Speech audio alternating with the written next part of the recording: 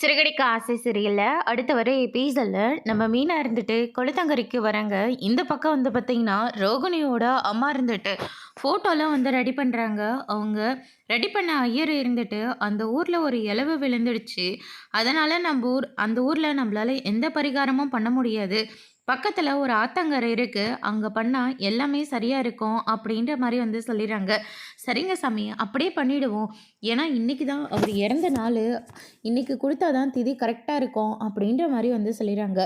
நீங்கள் அந்த கொளுத்தங்கரைக்கு வந்துடுங்க அப்படின்னு சொல்லிட்டு ஐயர் இருந்துட்டு எல்லாத்தையும் சொல்லிவிட்டு அங்கேருந்து கிளம்புறாங்க. ரோகிணியோட அம்மா இருந்துட்டு மகேஷ் கிட்டே போயிட்டு, ரோகிணிக்கு கால் பண்ணி சொல்லிட்டியா? இல்லைம்மா, அவங்கள ஃபோன் பண்ணேன், ஃபோன் எடுக்கல, பக்கத்தில் யாராச்சும் இருப்பாங்க போல இருக்குது அப்படின்ற மாதிரி வந்து சொல்லிடுறாங்க. அதுக்கடுத்ததாக சொன்ன மாதிரியே ஆத்தங்கரை பக்கம் வந்துடுறாங்க. வந்ததுக்கப்புறமா வந்து பார்த்திங்கன்னா மீனாவும் தண்ணி எடுத்துகிட்டு வரதுக்காக போகிறாங்க. இவங்க இவங்கள தவிர உங்களுக்கு வேறு யாராவது பிள்ளைங்க இருக்காங்களா அப்படின்னு சொல்லிட்டு கேட்ட உடனே, அப்படி யாரும் இல்லை, இவ ஒருத்தியே தான், இவ பேர் கல்யாணி, இது இவளோட பையன் பேர் கிறிஷு அப்படின்ற மாதிரி வந்து சொல்லிடுறாங்க. மீனா இதெல்லாம் கேட்டோன்னே பயங்கரமாக வந்து ஷாக் ஆகுறாங்க.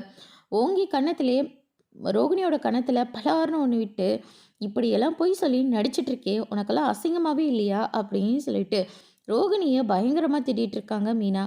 அதோட இன்னைக்கான ப்ரோமோ முடிச்சிருக்காங்க.